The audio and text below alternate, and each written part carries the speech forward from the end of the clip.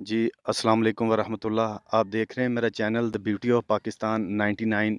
मैं इस वक्त Jallo cricket stadium, Jallo park, near Indian border, Lahore मौजूद हूँ। हमारे साथ एक क्रिकेटर हैं, इनसे बात करते हैं। अस्सलाम वालेकुम। जी, वालेकुम अस्सलाम। क्या नाम भैया? राना मोहम्मद सहेल। राना मोहम्मद सुहेल। आप क्रिकेट खेलते हैं? जी भाईजान। क्लब लेवल, लोकल, सीनियर, कौन सी क्रिकेट खेलते हैं? जी, मैं क्लब क्रिकेट खेलता हूँ जी। किस क्लब की तरफ से? मनामा जिमखाना क्रिकेट क्लब की तरफ से। और मनामा जिमखाना का मैं जॉइंट सेक्रेटरी भी हूँ, तो इसी क्लब की तरफ से मैं खेलता हूँ। अच्छा, आप सेक्रेटरी भी हैं, जी। तो माशाल्लाह क्रिकेट भी खेलते हैं। जी। बैट्समैन हैं, बॉलर हैं, विकेट कीपर हैं, क्या हैं? जी, मैं मीडियम फास्ट बॉलर हूँ। मीडियम फास्ट जी। बॉलर हैं। राना मोहम्मद सेल, टी20 वर्ल्ड कप का सफ़र जारी है, जी। जी। तेज़ी से जारी है। पाकिस्तान टीम सेमीफाइनल के लिए क्वालिफाई कर गई है। न्यूजीलैंड से पाकिस्तान का सेमीफाइनल है। पाकिस्तान टीम अपने 5 मैचों में कैसा खेली, सेमीफाइनल में कैसा खेलेगी, क्या स्ट्रेटजी होनी चाहिए, उसके बारे में कुछ कहेंगे?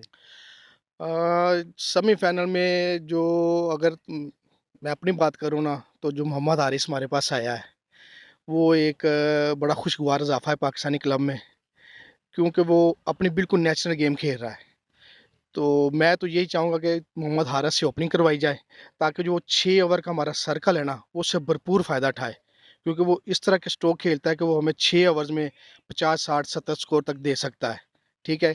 और इसके अलावा पूरे थ्रू आउट अगर हम टूर्नामेंट देखें, तो मिडल ऑर्डर ने हमें बड़ा ही मायूस किया है। लेकिन शुक्र अल्हम्दुलिल्लाह कि अब पाकिस्तानी बैटिंग क्लिक कर रही है। और सेमीफ़ाइनल के हवाले से मैं यही कहूँगा कि जैसे कि रिसेंटली हमने न्यूज़ीलैंड को उसके घर में मात दी है। ठीक है जी। जो हम उधर से सीरीज जीत के आएँगे, तो डेफ़िनेटली इसका हमें ज़रूर फ़ायदा होगा। तो अगर यही चीज़ सोच के हम मैदान में उतरेंगे, तो इंशाल्लाह अल्लाह पाक हमारी ज़रूर मदद करेगा और अल्लाह ताला हमें फ़तह देगा। राना मोहम्मद सेल, आपने कहा कि टेल एंडर ने बहुत मायूस किया। मेरा अपना ये पॉइंट है कि अगर टेल के लिए बचेगा ही कुछ नहीं, 2 ओवर बच गए, 3 ओवर बच गए, तो टेल क्या दिखाएगी आपको? वो 1-2 बॉल खेलेगी, चेक करेगी, बिहेव चेक करेगी कि जाते ही स्ट्रोक लगाएगी। ठीक है, टेल के लिए कुछ बचना भी तो चाहिए। एक मैच में उनके हिस्से में कुछ ओवर्स आए, तो उसमें उन्होंने परफ़ॉर्म करके दिखाया। आया ये बात मेरी ठीक है कि नहीं? आपने कहा ना कि टेल ने बड़ा मायूस किया है। सॉरी, मैं आपका ये थोड़ा-सा मैडम मिडल ऑर्डर की बात कर रहा हूँ। तो मिडल ऑर्डर में ये देखें ना कि नो डाउट कि हमारे जो ओपनिंग बैट्समैन है ना, he is one of the best batsman of the world. ठीक है जी, रिजवान हमारा नंबर 1 बैटर रहा है। इसके अलावा बाबर आजम नंबर 1 बैटर रहा है। बैड पैचेस आते रहते हैं, बॉलर पे आते हैं, बैट्समैन भी आते हैं। इंशाल्लाह वो जल्दी इस दौर से निकलेंगे। तो यही जो हम इन पे तनकीद कर रहे हैं ना, तो कल हमने ही इनकी तारीफ करनी है कि जी देखिए जी, रिजवान बहुत अच्छा खेल रहा है, बाबर बहुत अच्छा खेल रहा है।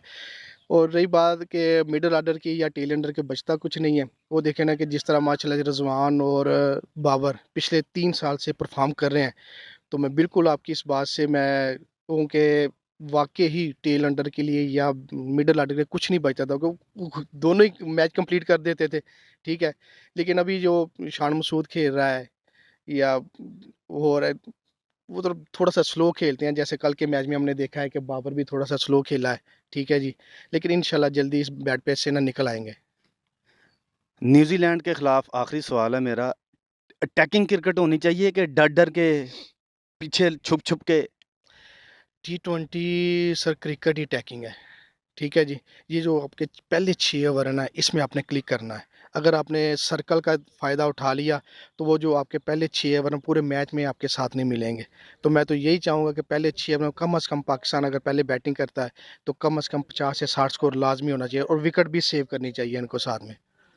शुक्रिया राना मोहम्मद सेल, आपने गुफ्तगू की, शुक्रिया आपका। बहुत शुक्रिया सर, थैंक ये थे हमारे साथ राना मोहम्मद सुहेल, मनावा जिमखाना क्रिकेट क्लब के मीडियम फास्ट बॉलर और जॉइंट सेक्रेटरी मनावा जिमखाना क्रिकेट क्लब। हमें अगली वीडियो के लिए इजाज़त दीजिएगा। दुआओं में याद रखिएगा, अपना बहुत सारा ख्याल रखिएगा। अल्लाह हाफ़िज़।